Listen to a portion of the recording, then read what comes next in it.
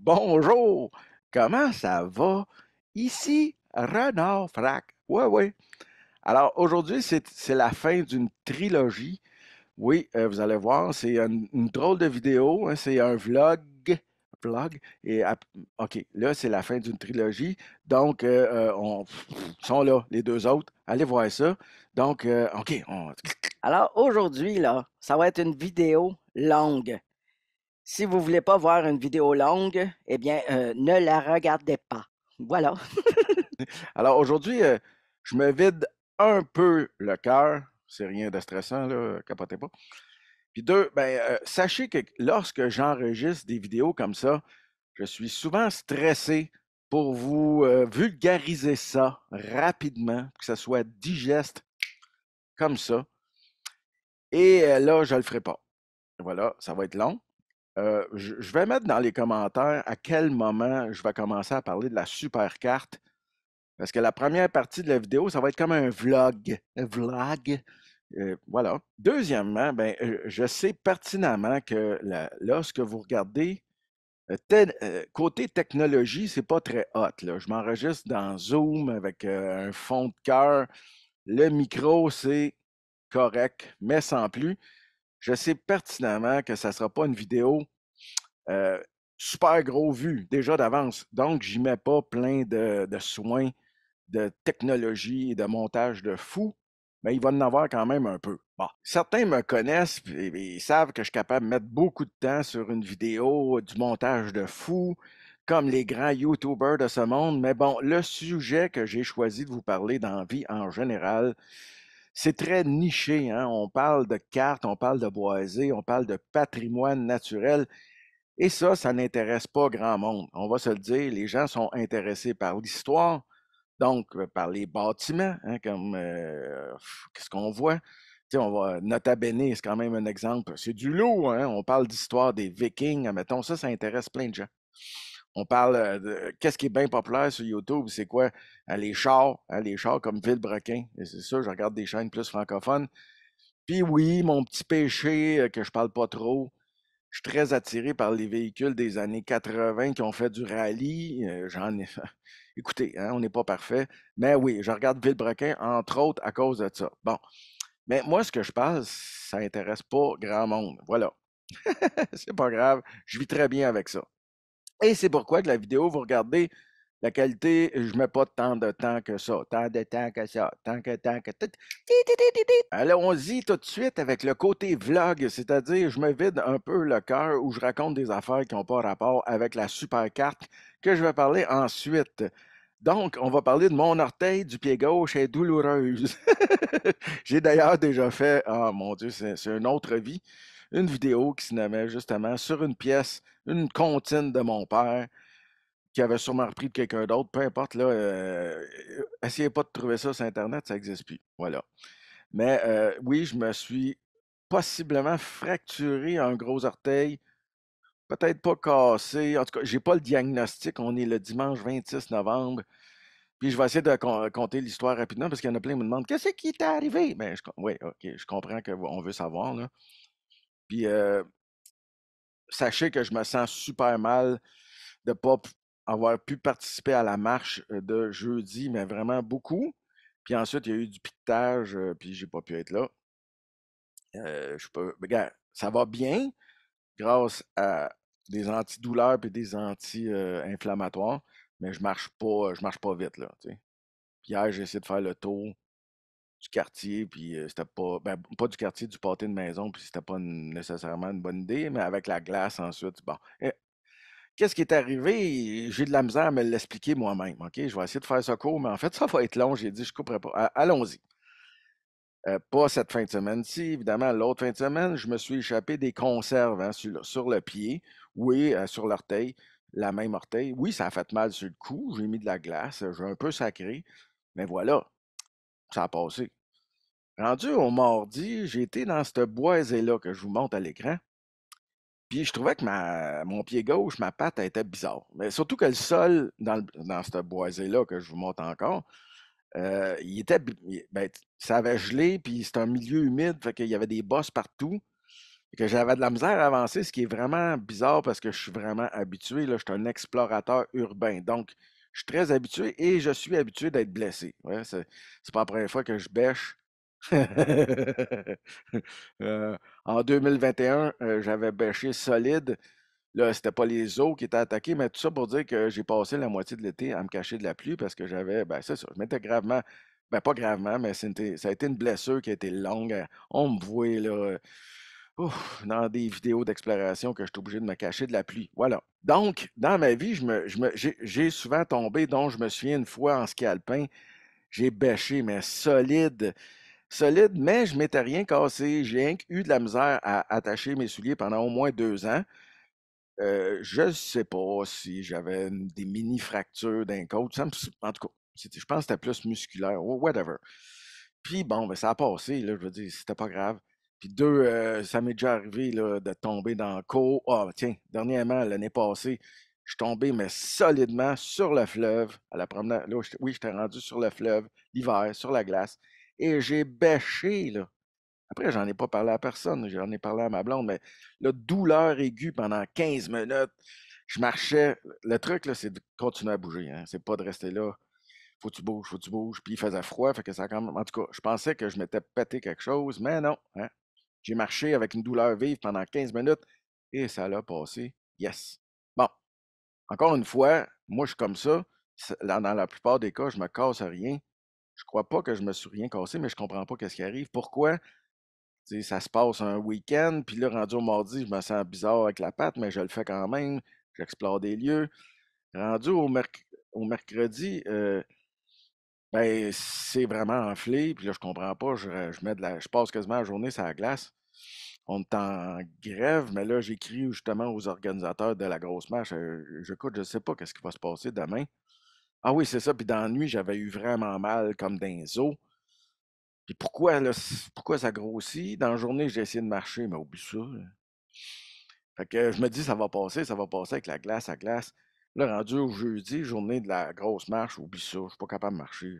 C'est fini. Je comprends pas pourquoi c'est le mal et puis l'enflure arrête pas d'augmenter. Je ne sais pas. Fait que je vais à la clinique, puis là, vous savez, j'ai pogné la seule place qui était libre à ce moment-là, le jeudi. C'était à l'autre bout du monde, c'était à Laval. Le médecin, ben, il faut que radio, c'est fait, mais au vendredi, j'ai pas, en fin de semaine, mais je sais pas. À part que j'ai ces pilules-là. J'étais supposé avoir des tests sanguins. Ben, oui, je vais passer des tests sanguins, mais c'est au début décembre. Il n'y a pas d'autre place avant. Tout le monde me dit, mais c'est ça, essaye. Oui, non, mais écoute, j'ai cherché sur les internets, là. Fait qu'on est rendu là. That's it, on est rendu là.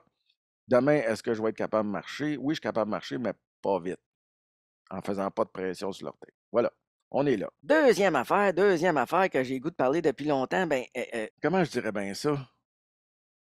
Je suis devenu enseignant. Là, vous l'avez remarqué avec les photos, je suis devenu enseignant et ça, j'adore ça.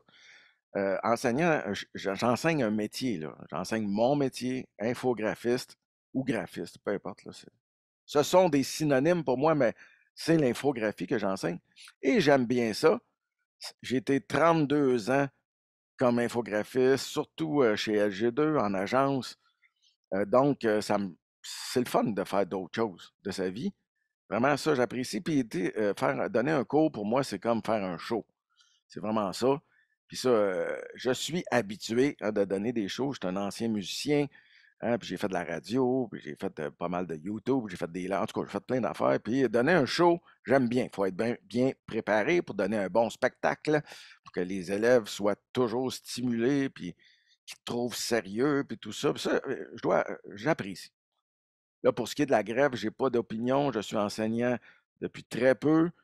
Dans la vie, je ne sais pas si vous le saviez, mais moi, je donne pas mon opinion comme ça maintenant. J'ai compris que pour avoir une opinion, il faut connaître son dossier depuis belle lurette. Et c'est pourquoi je vous parle que de flore sur ma page, parce que ça, je commence à connaître ça. Je connais le militantisme, mais pour ce qui est d'enseignant, je suis nouvel enseignant, je connais rien. Ben, je commence à comprendre où je me situe et je ne donnerai pas mon opinion sur rien. Évidemment, oui, je devrais être pour la grève, je le suis là, par défaut, mais est-ce que je comprends tout? Non. Est-ce que j'ai tout analysé? Non. Je connais très mal ce dossier-là. Et c'est pourquoi, moi, dans la vie, je n'écoute pas ceux qui donnent leur opinion sur Internet ou les gros médias. C'est impossible qu'un journaliste peut avoir une opinion sur tout comme ça. Il y en a qui s'en font une spécialité. Ils appellent ça des éditoriaux. Moi, j'appelle ça des idiotoriaux. Surtout certains que je n'aimerais pas. Je ne vais pas être accusé de... voyons, il y a un terme pour ça. Ah, c'est écrit à l'écran, là. Tiens. Fait que tu peux pas donner ton opinion sur tout, c'est impossible. C'est impossible, là, ça se peut pas. Ça se peut pas.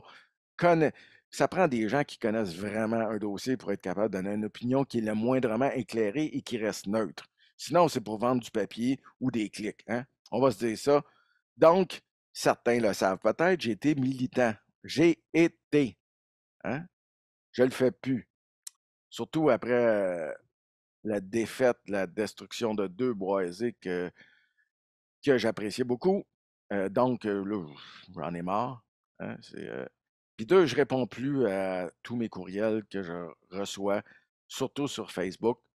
Je suis désolé. Un, j'ai plus le temps. Puis deux, j'oublie. Puis des fois, surtout aux journalistes, je ne réponds plus aux journalistes. Je suis un petit peu, là, ça fait depuis, je ne sais plus, hein, 2017, genre, que je suis militant. Puis tu réponds tout le temps aux mêmes questions. Les journalistes, c'est un métier très difficile. Souvent, ils n'ont pas le temps de se renseigner, puis ils arrivent à brûle pour point, puis tu reposes les mêmes questions que l'autre avant, que l'autre avant. Bon, écoute, le métier est comme ça. Hein, c'est un métier comme ça, mais moi, je ne suis pas obligé d'embarquer là-dedans. Le métier étant, c'est des jobs difficiles, ça semble pas. Là, je parle pas des gros médias, là. Je parle, mettons, du journal Métro 24 heures, tout ça.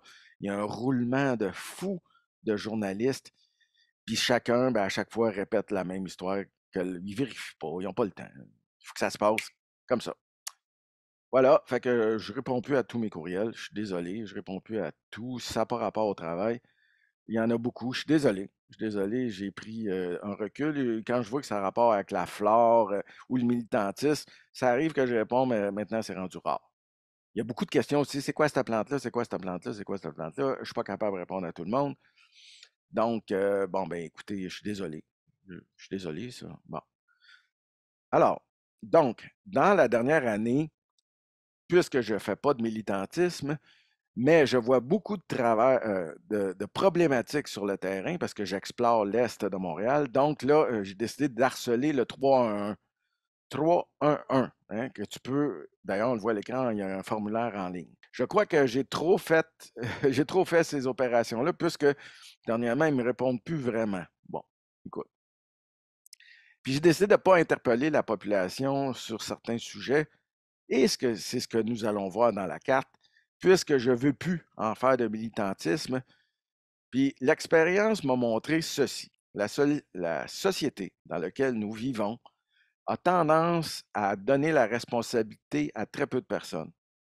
C'est de la manière qu'on a été élevé, c'est culturel, des Occidentaux et peut-être d'autres. Là, je vais parler de ce que je connais.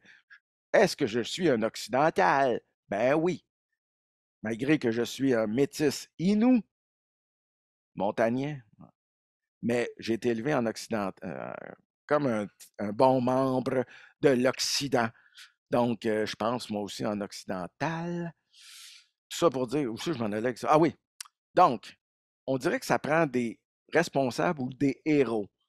Donc, la populace, les citoyens mettent leurs responsabilités entre les mains de politiciens ou de l'enseignant ou de quelqu'un qui se met, ou d'un groupe comme Mobilisation 6600. Mobilisation 6600, Parc Nature à Machem. Donc, ils remettent leurs responsabilités entre les mains d'autrui, hein, ce qui est quand même néfaste. Vous allez comprendre pourquoi. Donc, ça empêche certaines personnes de vraiment s'impliquer. Donc, ils remettent comme ça à moi quand ils voient une problématique. Hey, tu devrais aller voir ça, tu devrais aller voir ça, tu devrais aller voir ça. Puis là, il y a une problématique là. Bon, ben, c'est justement ce genre de message-là que je ne réponds plus. Ou je réponds, ben, vous devriez peut-être quand même. Moi, j'en fais plus, mais. Puis en même temps, est-ce que j'ai à répondre à tous ces gens-là qui demandent beaucoup de temps puisque j'en ai plus? Malheureusement, je vous le dis là, non. Je me suis senti mal longtemps. Je me sens encore un peu mal, mais non. Écoute, je n'ai pas à répondre à tout le monde. Et ça demande un temps fou là, de créer un dossier. Là, dans ma carte, je vais vous montrer des dossiers que j'aurais pu monter puis monter une mobilisation. J'aurais pu le faire, mais je ne l'ai pas fait parce que je ne voulais pas répondre à tout le monde et répéter 30 000 fois les mêmes affaires. C'est triste, mais c'est ça. C'est pas de votre faute. Je vous le dis, là, c'est culturel. C'est la manière qu'on a été élevé, on est comme ça.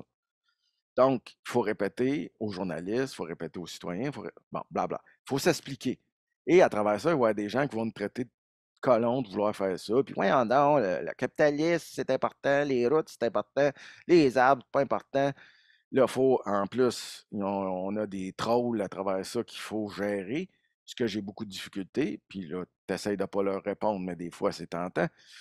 Je trouve ça fatigant et inutile. Je vois pas le but d'être un troll dans la vie, mais bon, c'est votre problème à vous. C'est pas le mien.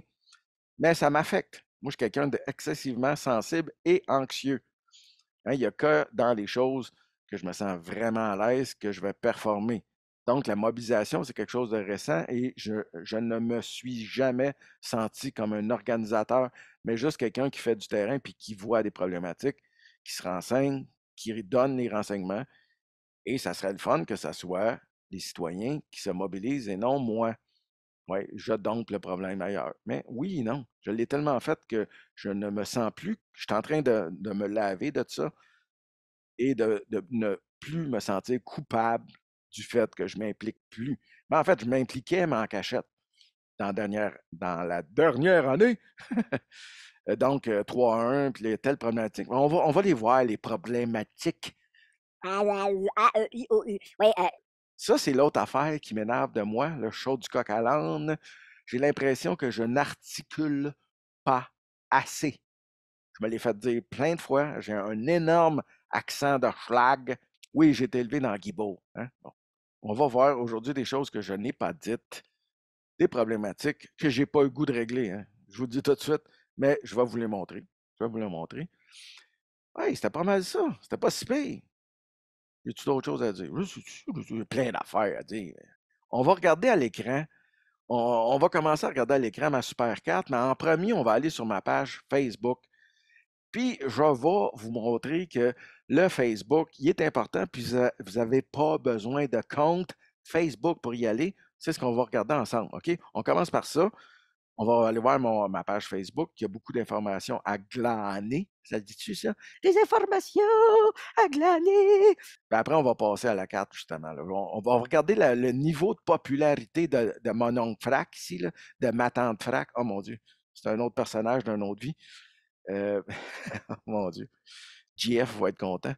Mais Renard Frac, hein, c'est beaucoup plus récent, avec mon orteil du pied gauche est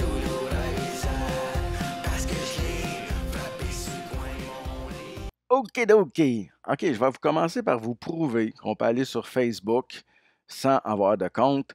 Donc là, ici, j'ai un furteur qui n'a rien dedans. Là. Vous voyez, il n'y a pas d'historique, il n'y a rien enregistré, il n'y a rien. OK, on fait une nouvelle page. Oui, ici, une nouvelle page. Voilà. Et là, on va taper, si vous le voulez bien, Renaud Frac. Et voilà. Ça s'écrit comme ça. On fait Enter. Et voilà. Donc, c'est ici, là. Ça, c'est mon YouTube, qu'on ira voir après. Et ça, c'est mon Facebook. Là, évidemment, ça va me demander de me connecter. Mais c'est pas obligé. C'est sûr que ça va rester là, tout ça. Mais vous êtes capable de voir les informations qu'il y a sur ma page sans vous connecter. Voilà. C'est une page, justement, d'artistes, là, dans ce cas-là. C'est ça. Puis là, on voit toutes mes dernières publications. J'en poste beaucoup récemment parce que là, j'ai le pied cassé. Je peux pas bouger. C'est plate. Je passe le temps. Voilà. Beaucoup, ça a tout en lien avec la carte qu'on va regarder. On a juste à cliquer. Et voilà la carte. T'sais. Voilà. Puis c'est ce que j'ai ajouté comme information. On va aller voir ça un petit peu plus loin. Hein, le monde trouve ça intéressant, mais il y a peu de gens, évidemment, que ça intéresse. C'est normal, c'est un sujet très pointu, ce que je fais. Dans le fond, c'est le patrimoine naturel de l'Est de Montréal. Là, on va aller dans la vidéo voir justement quel est le niveau de popularité de mes niaiseries. Parce que des fois, je fais des niaiseries comme ça. Mais là, regardez là, sur Facebook. Mes deux dernières vidéos que je vous dis d'aller regarder, ben, il y en a une qui a été vue 1000 fois, puis l'autre 600 fois. Bon. C'est pas beaucoup, mais c'est correct. Ici, qu'est-ce que j'ai? Quand même. Celle-là, je l'aime beaucoup. Je l'aime beaucoup. Je vous la conseille. Il y a 8 millions dans l'Est de Montréal. 9500 vues. Ben, c'est pas assez pour vivre comme YouTuber. On va aller voir ensuite sur mon YouTube comment c'est encore plus bas, là. C'est vraiment les meilleurs visionnements que j'ai, c'est sur Facebook. J'en ai une ici qui a été énormément vue par un hasard complet, là. Le monde me comparait à Timé. Il paraît que je parle pareil comme Timé. Eh bien, puis il s'en foutait de ce que je disais, le monde se foutait de ma gueule, de la manière que je parlais. Bon, fait que 192 000 vues à peu près. Puis là-dedans, je dis en fait de ne pas tondre la pelouse en gros. Puis le monde en gros, il disait ça a l'air négligé. On est à ce niveau-là, mesdames et messieurs. Tu vois, après, je me suis réessayé. Puis ça, ben, 6500, c'est quand même pas si tant pire. Mais c'est pas, tu peux pas en vivre là, sur YouTube. Je vais vous montrer pourquoi. Ici, là, c'est quand même dans la série que j'avais fait en 2020 sur la base du ruisseau Molson, une longue série de 15 ou 16 vidéos. Quand même 18 000, puis ça tourne autour de ça, là. C'est correct. Le message est passé, mais ça reste très local, là. Tu sais, je parle d'affaires vraiment très précises dans la ville de Montréal. C'est pas des sujets ouverts, comme j'ai parlé tantôt. Genre parler des Vikings, ou parler, je sais pas moi, de chars, ou de parler d'environnement en général. Mais moi, c'est pas ça que je fais. Je parle précisément de secteurs très, très précis. Bon, maintenant, on va revenir en arrière. Là, vous avez vu ça, là. Allez-y, allez-y. Vous pouvez aller dans les publications. J'en ai fait plein dernièrement, là.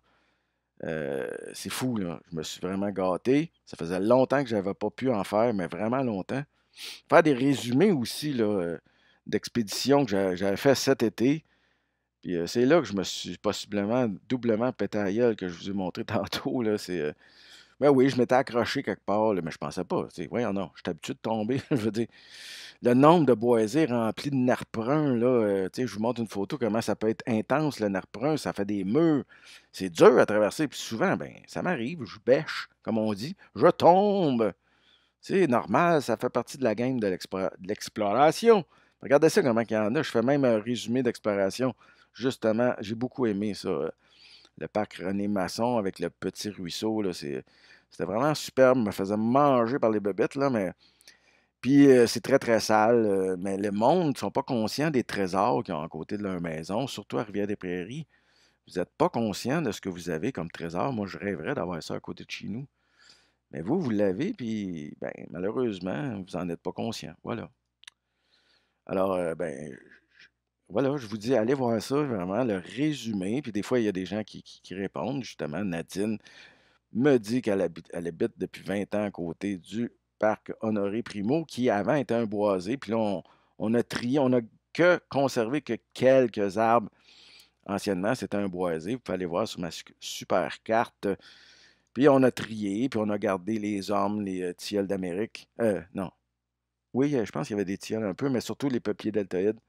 Le reste, on a été obligé de couper parce que c'était principalement une freinée.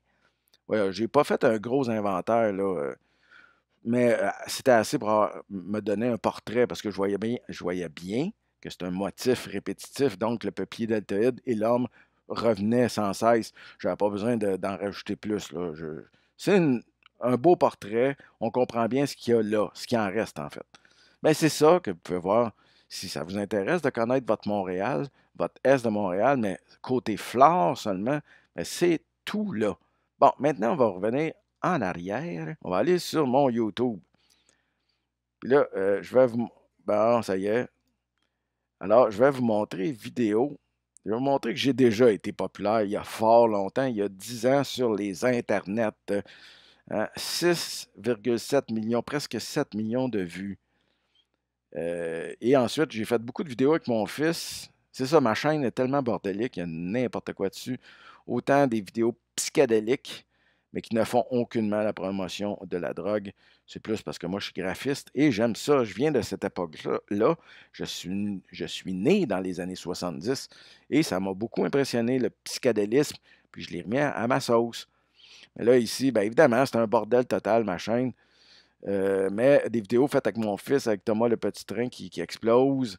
Est-ce que ça devrait être à côté de cette vidéo-là? Sûrement pas. Et YouTube me l'a fait savoir un moment donné et a descendu ma chaîne qui allait super bien dans les tréfonds. Donc, les algorithmes, finalement, disent, en gros, va pas sur la chaîne de Renard Frac, c'est trop de bordélique, il y a des affaires autant pour les enfants que pour les adultes. Mais en même temps, je fais pas la promotion de la drogue dans mes affaires.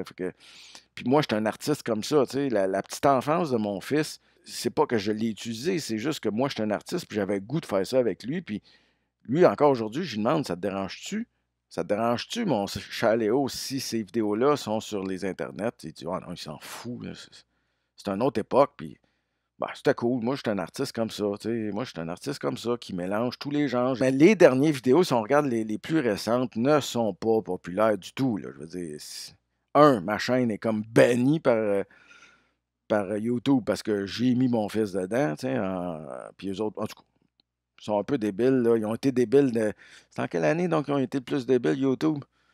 Bon, c'est ça, ils misent vraiment que sur les gros, puis les petits, ben, manger de la chenoute. Et voilà.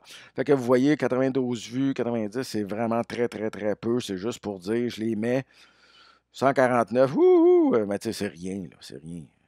Sachez que pour en vivre, là, tu sais, je vais revenir à populaire, là, ici. Bon, théoriquement, si ça serait monétisé, il faut enlever 3 zéros, hein? Fait que en gros, ça fait 6700 pièces pour cette vidéo-là. Admettons que ça serait monétisé. Puis celle-là, 2200 pièces. En gros, là, en gros, c'est plus ou moins ça, là, mais on peut faire ce calcul-là, on enlève 3 zéros. Donc, il faut en produire de la vidéo de qualité pour que ça soit payant, tu sais. Ben voilà, j'ai fait le tour de mes vidéos niaiseux. Voilà. On s'en va enfin à la super carte. Hey, wow, wow, wow, attends. OK. Là, on est rendu devant un furteur à moi, là, qui est déjà enregistré à moi, avec tout ça, là, mes affaires des patentes à gosse en haut. Et puis, je veux vous montrer de quoi. Je veux vous montrer. Je suis tombé là-dessus par hasard dernièrement.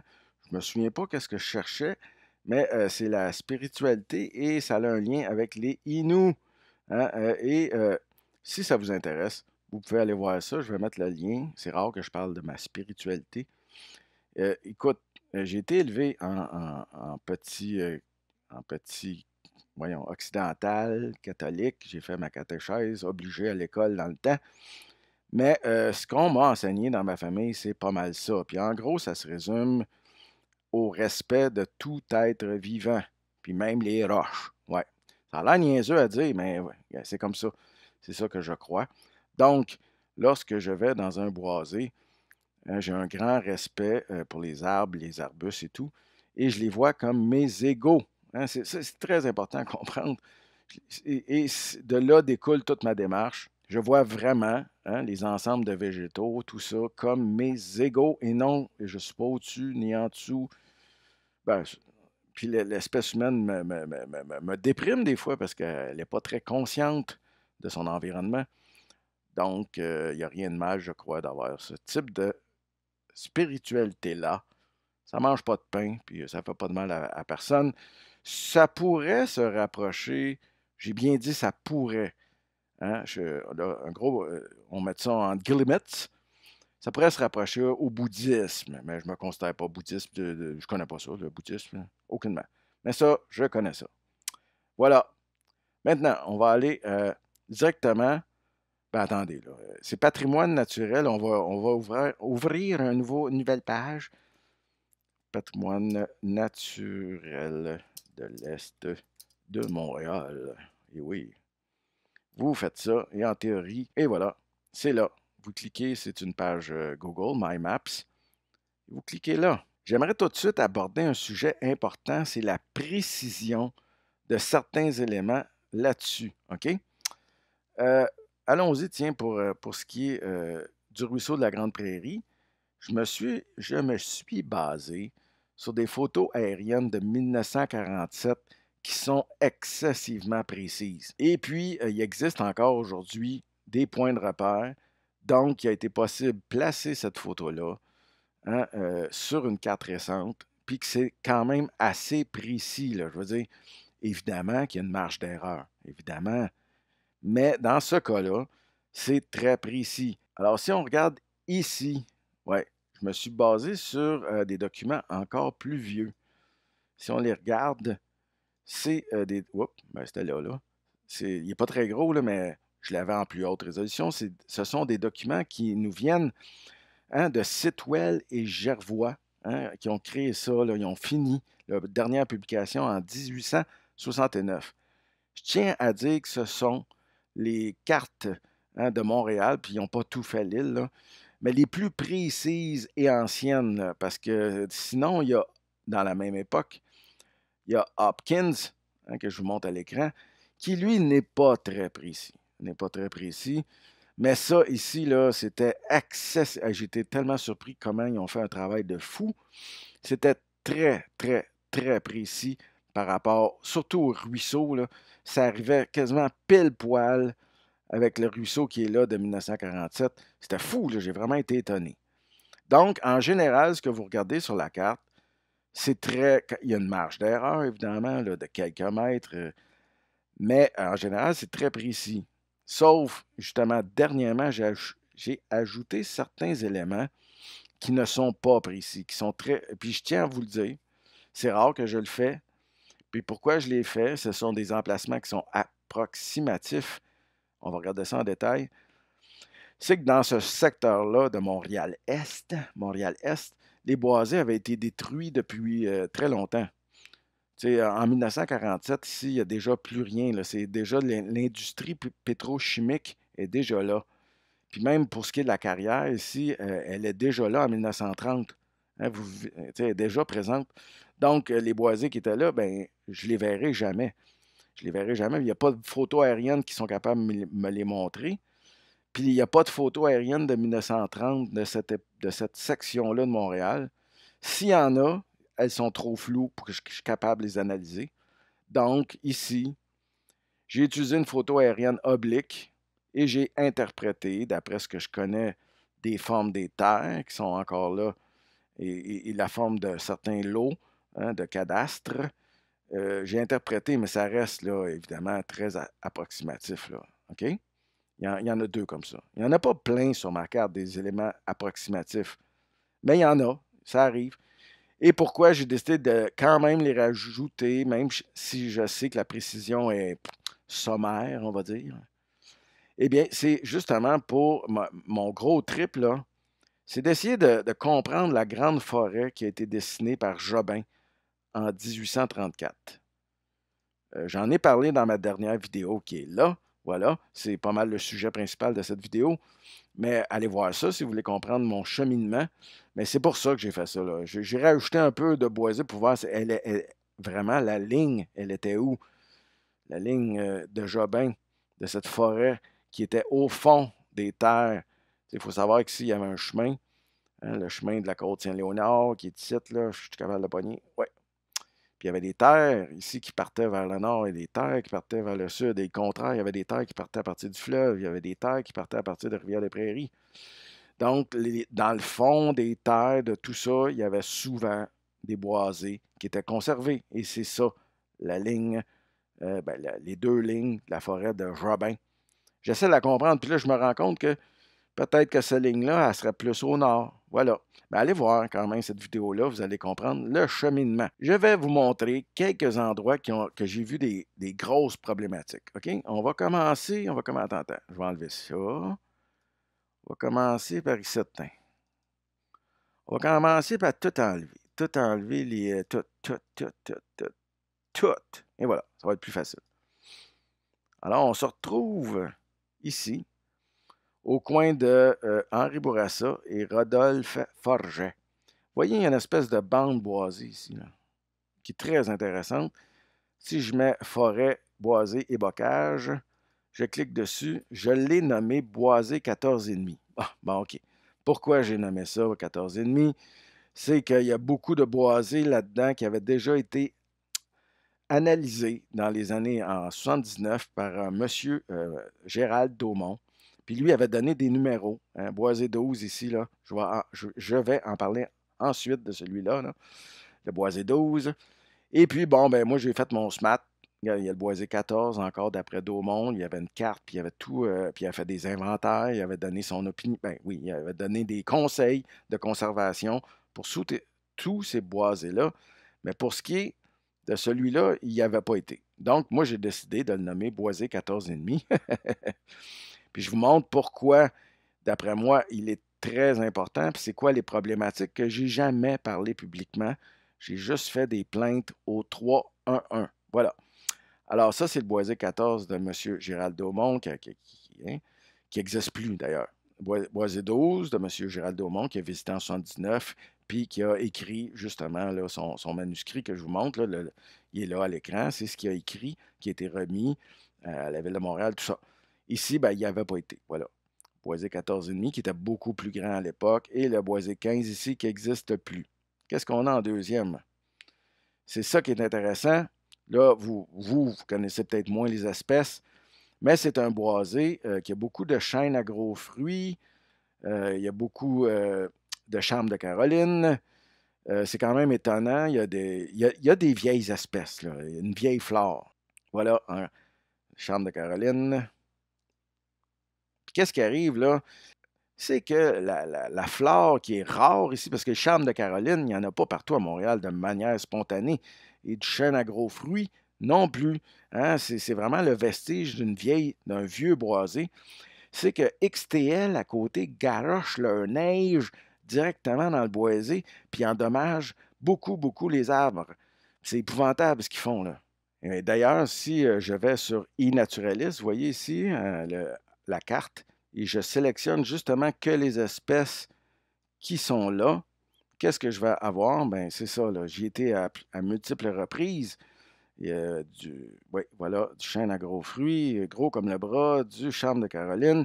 Et je vais aller justement dans mes observations de cet hiver, puis je raconte justement dans mes observations que la majorité du boisé est enseveli sous la neige souillée. Ça veut dire qu'il est rempli de sel provenant de XTL Transport juste à côté.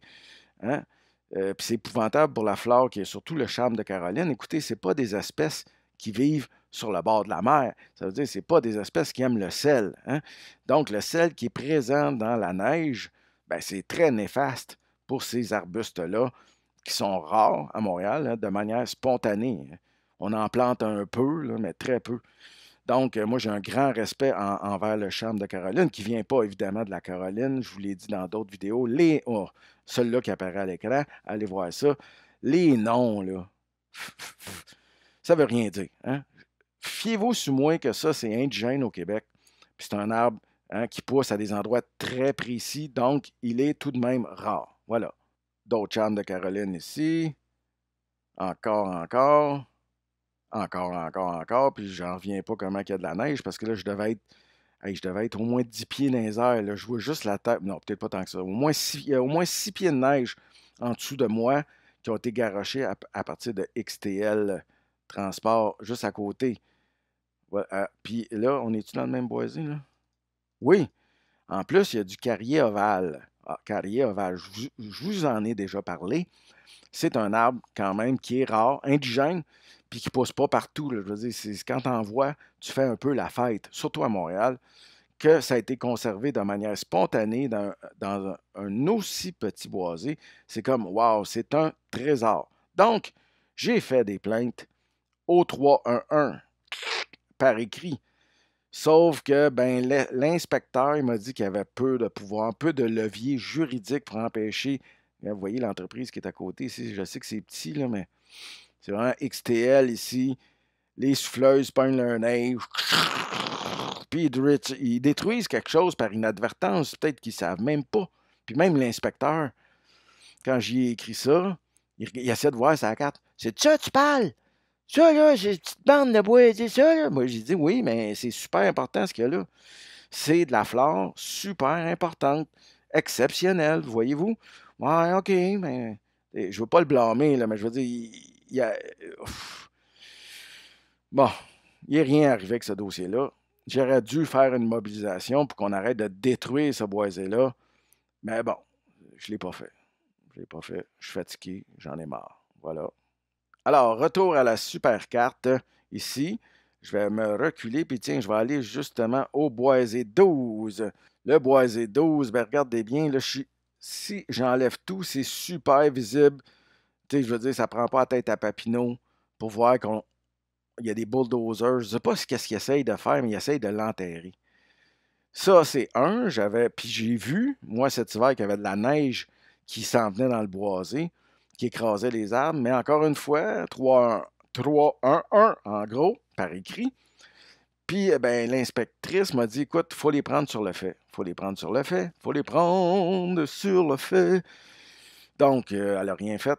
Voilà, voilà. Puis ça aussi, c'est un boisé super intéressant. C'est un milieu humide.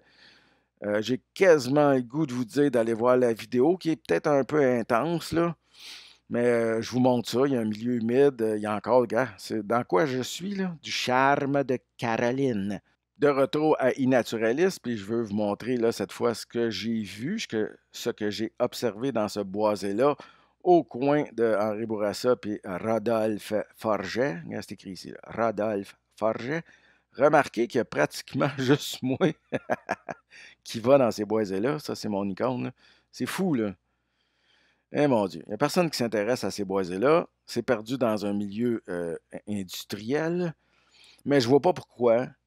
D'ailleurs, lui, il est juste en face du parc nature du Bois d'Anjou, qui est très important lui aussi, qui est dans le fond l'ancienne continuité de ce très vieux boisé-là.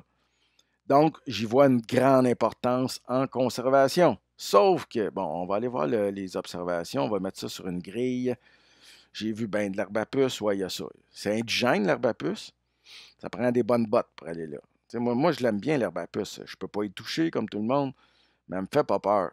Ben, dans le sens que, oui, elle me fait très, très peur, mais je sais la reconnaître, donc je mets les vêtements en conséquence. Puis, tiens, une petite parenthèse, c'est normal qu'il y ait beaucoup d'herbe à puce parce qu'on y a laissé la place. Qu'est-ce qu'elle aime, l'herbe à puce? C'est de pousser à l'orée des bois, ça veut dire sur la limite hein, d'un boisé. Puis puisqu'on a tout morcelé, les boisés, ben ça fait beaucoup d'espace que l'herbe à puce apprécie. Hein. C'est de notre faute, en fait, s'il y a beaucoup d'herbe à puce.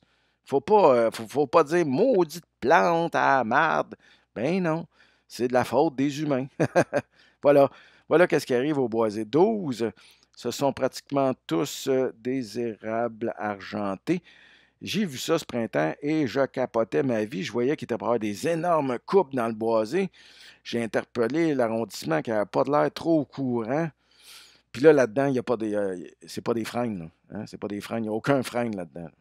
Puis c'est tous des arbres sains, hein, qui sont habitués de pousser dans de l'eau. L'érable argenté adore pousser dans des marécages, hein. C'est son endroit de prédilection. Il adore aussi pousser sur le bord des rivages. Voilà. Donc, c'est vraiment sa place, là. C'est pas pour ça, là. Donc, en gros, l'arrondissement s'est rendu compte qu'il y avait un PIIA. Ah, j'ai-tu le goût d'expliquer ça, là? Ben, c'est écrit. Je suis complètement dévasté de ce que j'ai vu dans ce boisé.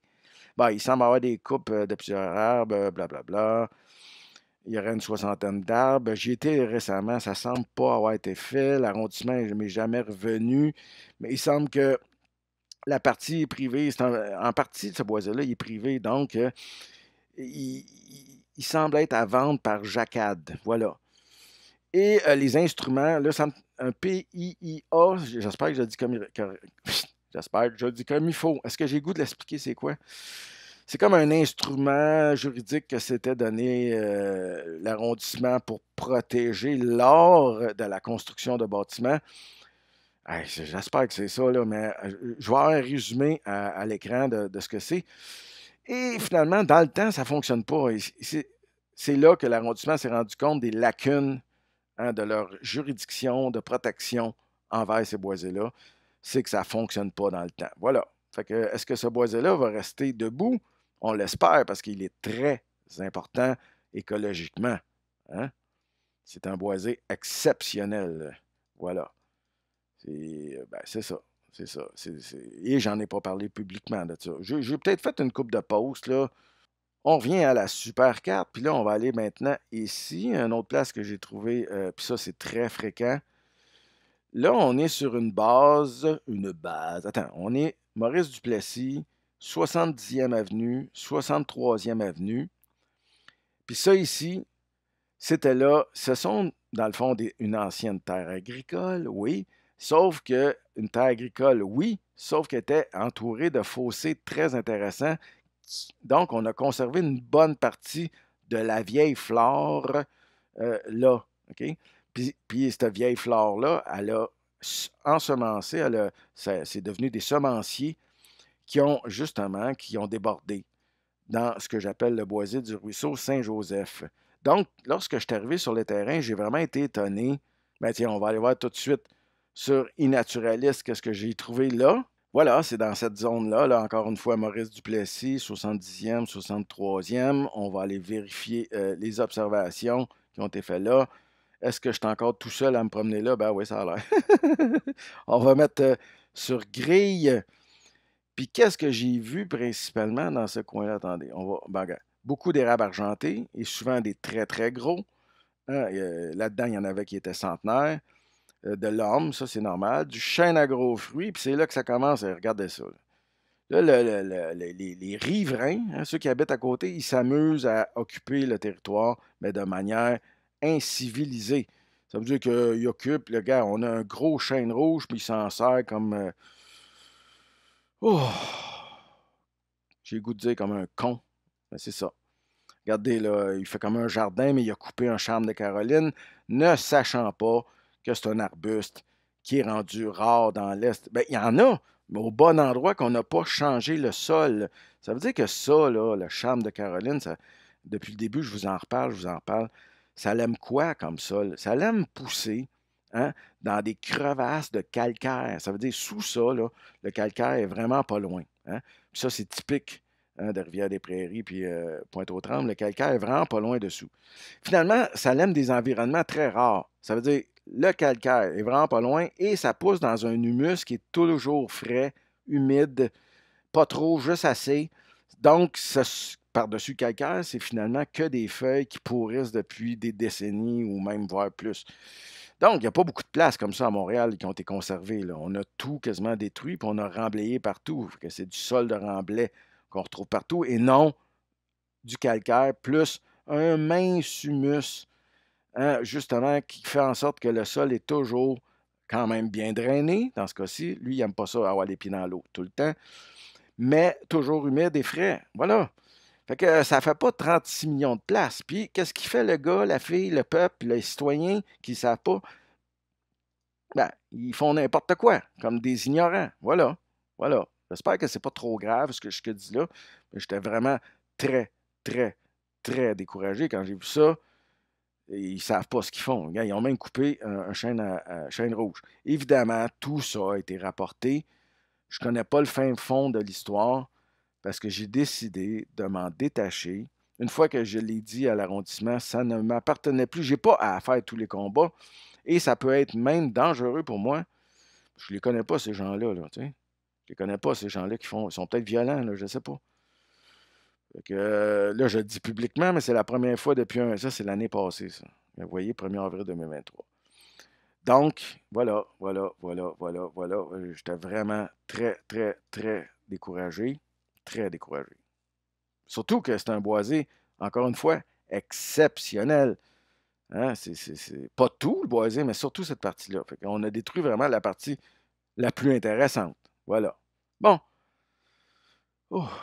On va finir avec ce que j'ai exploré très, très récemment, qui est pas là tout. Donc, ça serait là que je me serais vraiment pété la gueule mardi. Un peu, là. C'était rien de grave pour moi, mais c'est pas de ma faute, là. Faut bien. Moi, j'ai pour mon dire, il faut marcher sur nos blessures, parce que sinon, on s'atrophie, puis ça n'a pas de sens. Mais bon. J'avais peut-être tort. Mais l'expérience m'avait donné raison. Hein. Mais là, bon, écoute, j'ai été marcher là mardi. Ça a peut-être empiré mon cas, c'est à voir. Écoute, je peux pas me sentir coupable pour tout. Sauf que là, ce que je découvre, ben, c'est une.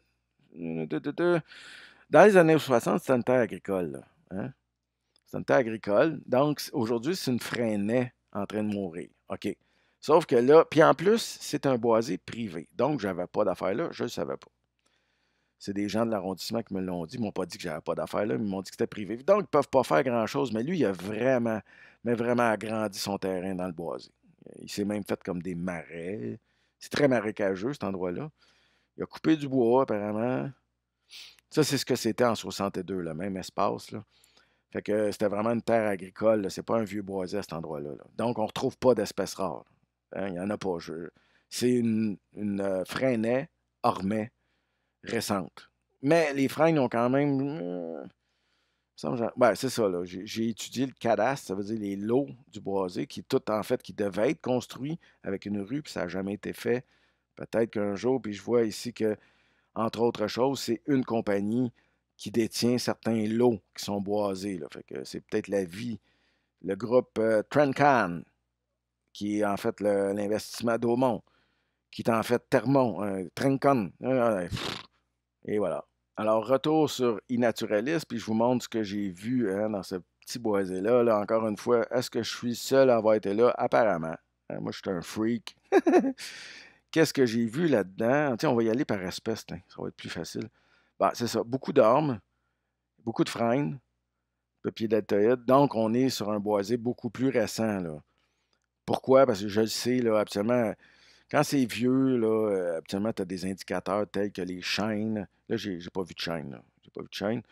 L'érable à sucre, souvent l'érable noir, des espèces rares, le charme de Caroline, le strié, mais là, j'en ai pas. Là, j'en ai pas. Donc, c'est un boisé beaucoup plus récent. Je l'ai vu, ces photos aériennes. Hein, c'est une ancienne terre agricole. Sauf que les frênes, quand même, il y en avait des papilles. Il y en avait des papilles. Ils étaient morts, évidemment. Là, on est capable. Ouais. Ça a quoi, ça?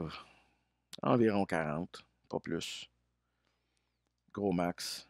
Ben, c'est ça, il n'y avait que la souche qui repoussait, là. Que la souche qui. C'est typique du frêne, il fait souvent ça, là. Il repousse à partir de ses racines.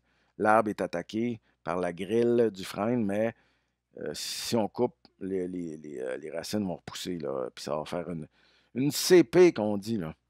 Hein, toutes ces repousses-là. Pas toujours, mais souvent.